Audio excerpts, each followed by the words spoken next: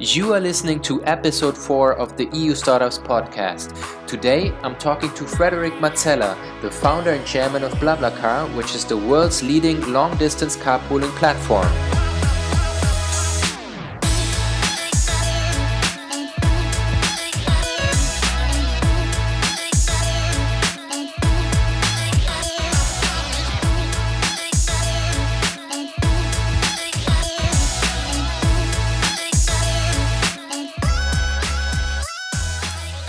Welcome back to another episode of the EU Startups podcast. I hope you enjoy the summer, even if you're probably spending it like most people this year at home due to the ongoing global pandemic.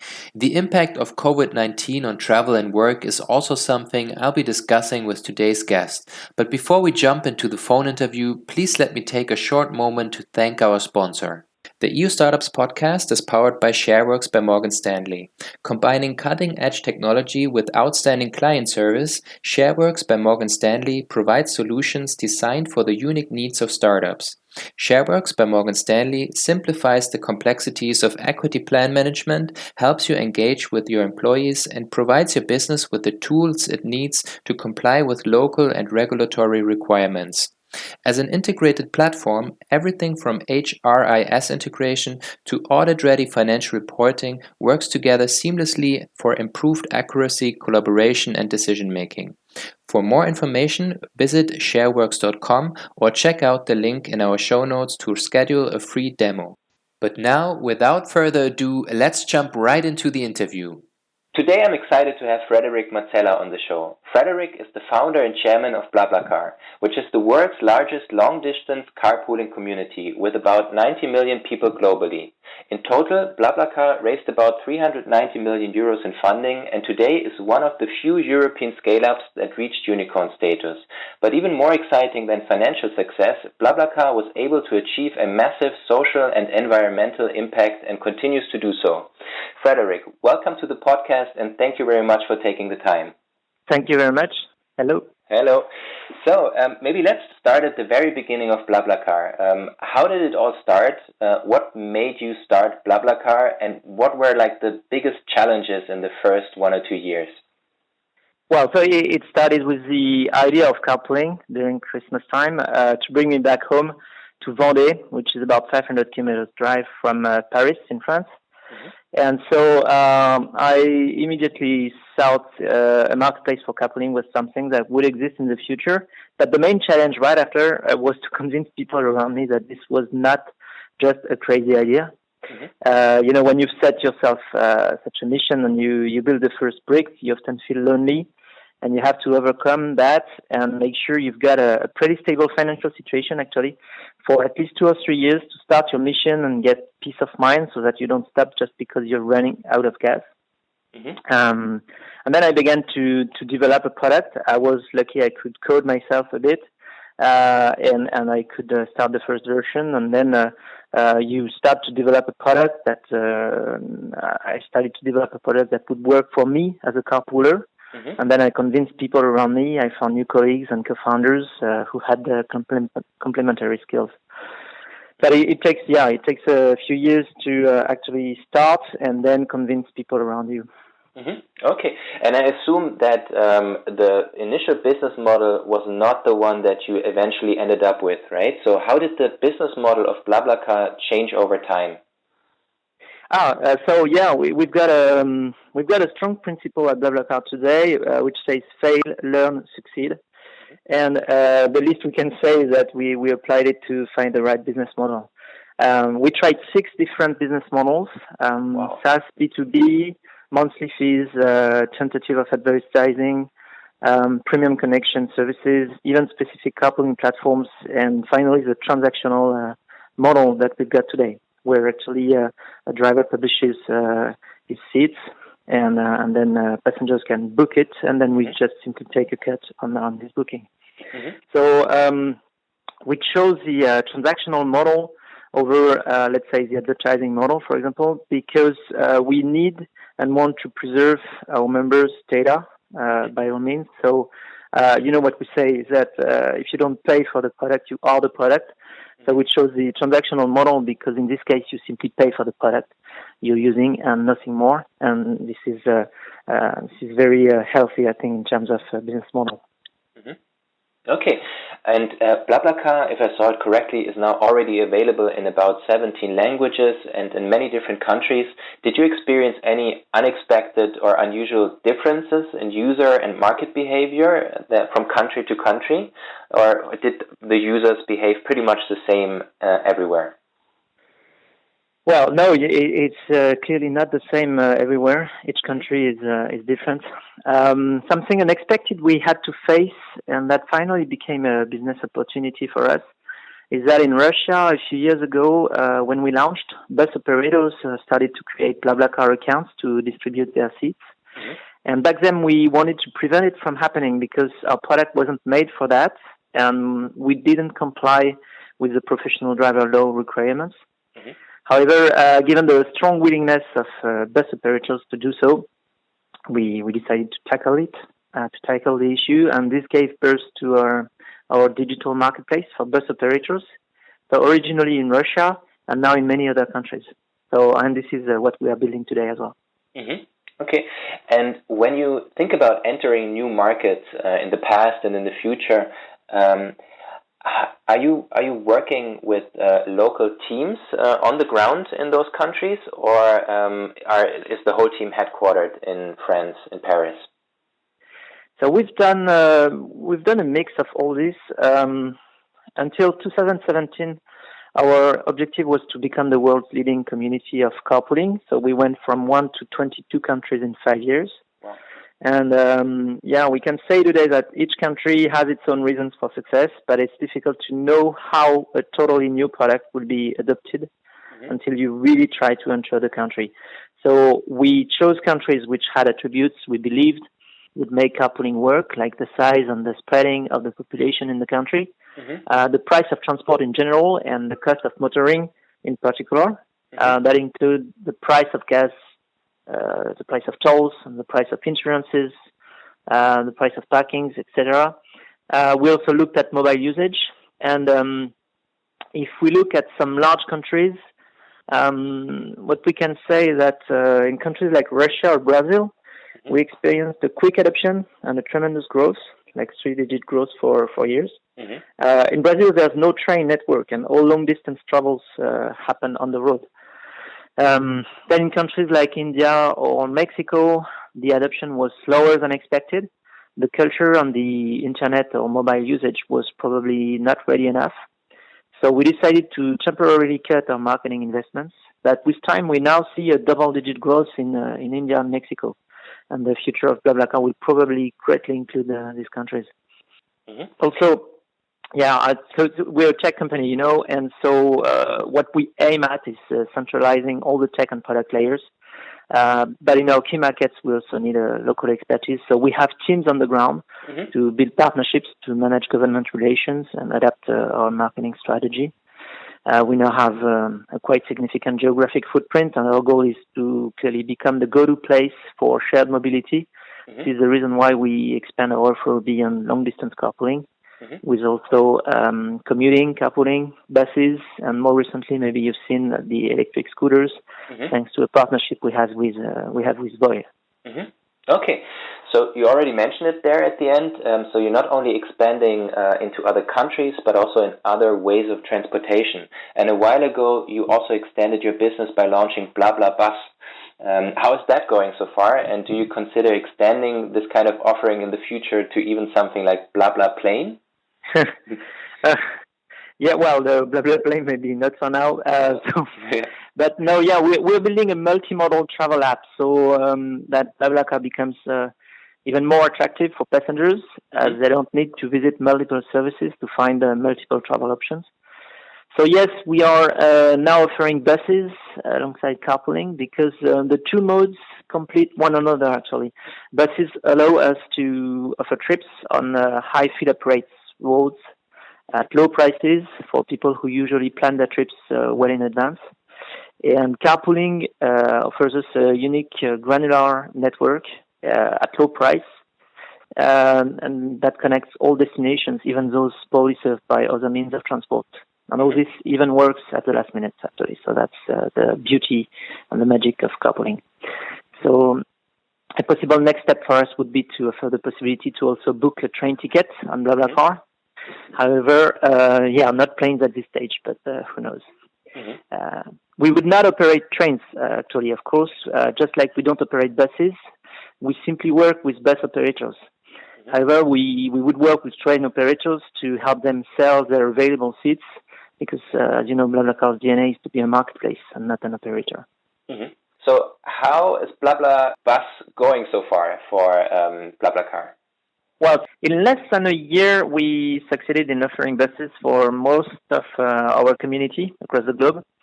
So that was quite a launch. Most of our users now see buses in their search results. And we revamped our platform from a carpooling app to a multimodal app. So we can say it's on the way to becoming a success. And following the lift of the COVID-19 travel restriction measures, we see a fast recovery, actually, of our bus marketplace in emerging markets, especially. And we relaunched our Blablabus network in Europe a few weeks ago. What we see is that week over week, the activity is growing 50% per week lately. And so we are now back to more than 90% of the big cities in France, for example, which are covered with our Blablabus network. So maybe a thing which is interesting is to see that the reboot, I would say, of carpooling is a bit stronger and faster than the reboot of the bus network, just because, you know, in carpooling, people offer their seats. And so we did not decide on the network of carpooling because it's really purely a C2C marketplace and drivers offer the seats they want. And so it gets back a bit faster than the bus network, for which we need to reboot line after line. So it's a different, actually it's a different activity, it's a different travel means, and it's a totally different job. But we see that the carpooling is getting back faster than buses because of this reason. And you also have this e-scooter offering. How does COVID-19 impact this part of the business so far? Well, so, you know, it's a partnership with Voi, so it's really something we do jointly. So the activity is getting back good as well. It's actually very popular, I would say, because it's, especially because it's also summer. And so it's hard, you know, to compare data because there are so many parameters which have been changing the behaviors lately, including COVID-19, but also the arrival of summer, plus the fact that you have many actors playing in the e-scooters field. But clearly on the BlaBla Ride offer, we see a strong demand, and we see a lot of people very happy actually to use this way to move around in the city. Okay. So with additional mobility options like the buses, the e-scooters, BlaBlaCar is becoming much more than just a carpooling platform, right? You already mentioned that. Who would you say are BlaBlaCar's direct competitors these days? Is it like a Flixbus or an Omeo? Who do you see as a competitor? Well, see, it depends on the activity itself. Well, if you look at the people, the platforms who do just buses, then we do offer buses on BlaBlaCar as well. So on this segment, we will be competitors. If you look at the e-scooters, then we'll be competitors. But then the thing is, we offer the possibility on BlaBlaCar to book just about anything.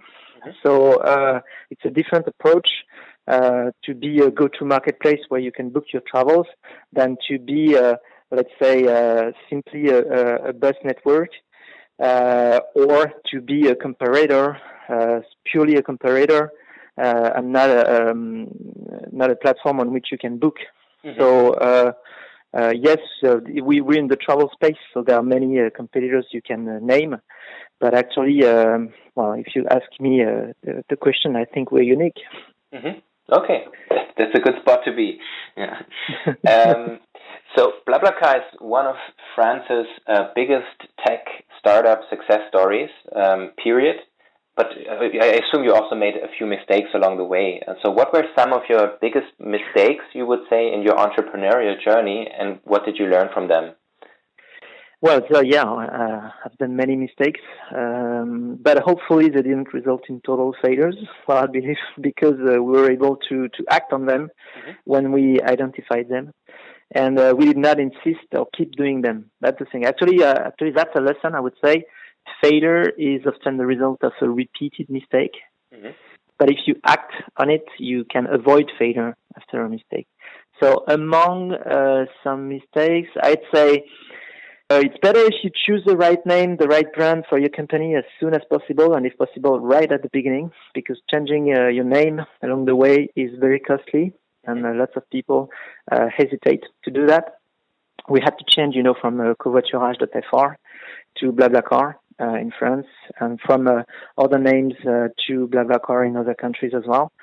So, I would say if you can choose your definitive name right from start, it's better. And then I would say, I mentioned the principle we have, which is fail, learn, succeed, which we've applied a lot, including to business models. So I think it's great to have this principle and to be able to be agile and change your business model along the way.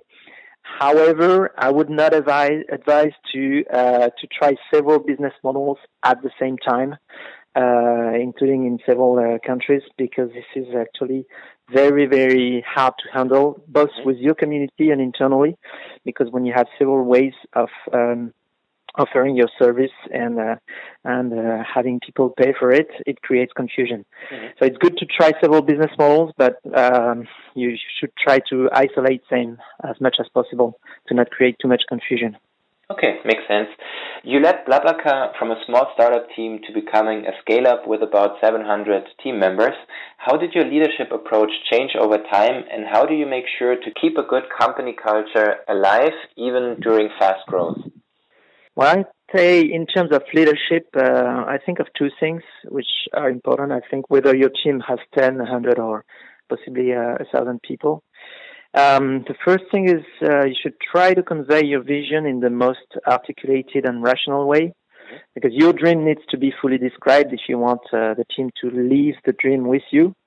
You can just expect that without arguments it will work. So there's a lot of work to transform your dream into something which is actually more rational, and your vision into something that is actionable.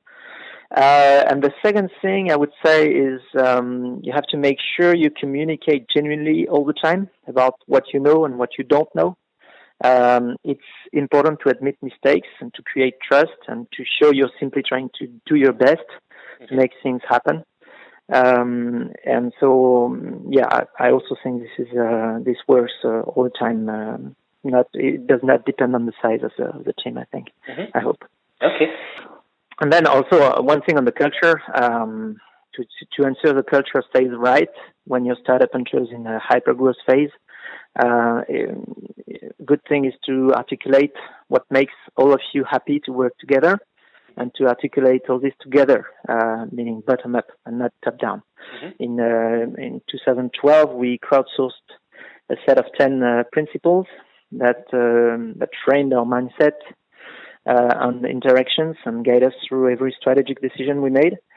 So among them, you'd find at the time some principles like the member is the boss, in trust we trust. The member is the boss was something inherited as well from Sam Walton, the founder of Walmart, who had said there is only one boss, the customer. But it's actually a good spirit to have in the company to put the entire company at the service of the clients or the members. The other one was in trust, because we were building a trust network. Another one was fun and serious, to just show the balance between being very proud of producing something serious and also having some fun doing it. And then in 2017, the team considered that following the many developments of the previous 5 years, the principles should also evolve. So the old principles are still an integral part of who we are, but we now have six what we call BlaBla principles, and they are the one we have collectively chosen to put forward for the next phase of development. So among them, you'll find we used that before, and then we re-emphasized it in 2017. But one of them is share more, learn more. So it's really a culture where you share to learn, and it's a strong pillar of how we behave. The other one I named several times was fail, learn, succeed. Like in between failure and success, you've got the learning phase.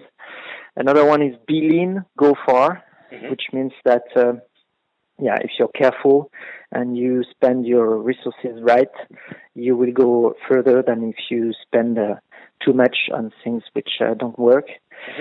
Another one is dream, decide, deliver, for example. So, which means that when you have a meeting with your colleagues, it can be a dream meeting, a decide meeting, or a deliver meeting. But the worst thing that can happen is that you think you're in a deliver meeting and someone comes back with a dream. So this doesn't have delivery. So what we do is when we have meetings, we explicitly say what kind of meeting it is. If it's a dream meeting, then everything is allowed. If it's a decide meeting, then it gets more focus. And if it's a delivery meeting, then it's very operational and we just have to deliver. Cool.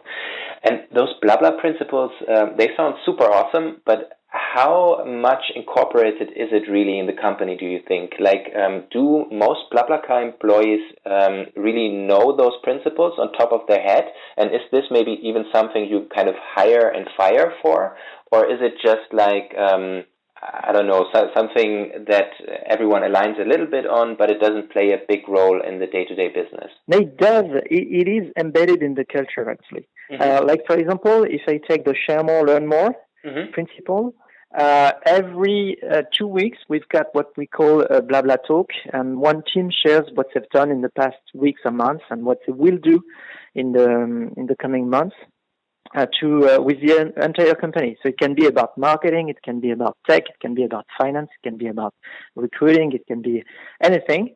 And so by this way we share and we get the involvement of everybody around the themes which are not their own job, but actually it's really a way of sharing knowledge inside the company. If I take, for example, the new principle, which is be the member, which is a bit inherited from the one I talked about, which is the member is the boss. So now it's be the member. Be the member means you use the product, you make your feedback to the product team so that we improve the product all the time. And actually, we've got at the office, we've got what we call the Wall of Ambassadors. The Wall of Ambassadors is a place where you have all the employees who are ambassadors on BlaBlaCar. You know, ambassador is kind of the highest level you can reach in terms of trust on the platform. And so we've got, depending on the countries, 1 to 2% of the entire community in each country, which is ambassadors, which are ambassadors. But at BlaBlaCar, it's more than 30% of the team, which is ambassadors. So we use our own product, so we are the member. And this really helps everybody to stick to the service we provide to our members. So it's really embedded in the culture through concrete actions that the team does, and also they are displayed on the wall everywhere. So it's very, very present. Okay, it's something the team created, so we're proud of it and we use it. Awesome. So, what is the next big milestone for BlaBlaCar? Are you planning an IPO in the near future? Near future, no. Well, some things change plans. Like we've seen, it's very, very hard to forecast anything. Nobody saw the crisis coming. But so no, in the near future, surely not. In a later future, no one can say. I mean, it's really it's not a topic today for us. We're really focused on delivering the best service for our community and also becoming the go-to marketplace for shared mobility. It's not a focus for us right now. Okay. But you should never say never. So maybe one day. Okay. Let's imagine you could travel back in time, Frédéric, and give your 20-year-old self some business and life advice. What kind of advice would you give your 25-year-old self? Well, I would possibly emphasize things which maybe I did a bit intuitively, but which now I have rationalized a bit more. I would say use your two brains because you've got two. Mm-hmm. So use your two brains when you make choices. Use the brain in your head and the brain in your guts. That's actually important because when you make a choice also with your guts, you get a lot more energy at executing right after. Mm-hmm. Then your privilege as a founder is to choose who you work with. So choose them right. Take the time to make sure the right people you want to work with. And so it's also something I did. I took the time to make sure the people I work with were the people I wanted to work with for years. Mm-hmm. And then, then of course, use your passion as an engine for achievement. Mm-hmm. Be prepared to not count your hours, and you'll have a lot of fun. Okay. So I have a very last question. So COVID-19 is changing a lot of things, right? At least right now, a bit the travel industry, hopefully just for the short term, but it also has a big impact on how we work. Many teams are going remote. Some companies even say they will change to remote work for a much longer time, maybe even forever. How do you see COVID-19 impacting the work and the team of BlaBlaCar, and what is your take on remote work? So this was a very interesting period for us. So in March, the countries in which we operate gradually put in place travel restriction measures. The carpool activity on BlaBlaCar has dropped to almost zero in most of our markets. Mm-hmm. And then we also decided to suspend the whole Blablabus network. But since the lift of travel restrictions, we've seen a faster recovery in activity, faster than we anticipated, actually. Mm-hmm. In France, for example, we caught in more bookings over the past few weeks than last summer, so it's a good sign of a reboot. Mm-hmm. And actually, our marketplace business model, as you know, especially on the bus side, has almost no fixed cost, and this allows us to be better and to better face this crisis than most transport players. Mm-hmm. Also, working remotely has always been something we were doing before the virus, and so switching to a full remote mode was not as big an issue as in many other transport companies. Mm-hmm. So in the long term, we are totally convinced that BlaBlaCar meets the need for a more economical and a greener way of traveling. Mm-hmm. So this is also the structure of the marketplace, which makes us stronger. Mm-hmm. Okay, but you're looking forward to have the whole team again in an office reunited, or will remote work be a bigger part of how you work in the future? Well, for sure, and I think it's true for most companies, if not all, remote work will be now a component of how companies work, for mm-hmm. sure, in the future, because COVID-19 has changed that. So, we can bet that it will take a bigger part in the future, remote working, than before. But then it's really too early to say if we will be able to gather everybody in the same office in the coming months. You know, mm-hmm. The situation is really. It's been a serious. We don't know what's happening in the next months, so mm-hmm. I can't really answer this question. Okay, let's hope for the best. Thank you so much for your time, Frédéric. It was a pleasure talking to you. Thank you very much. Thank you very much. Perfect. Bye-bye. Have a nice day. Ciao. You too. Thanks.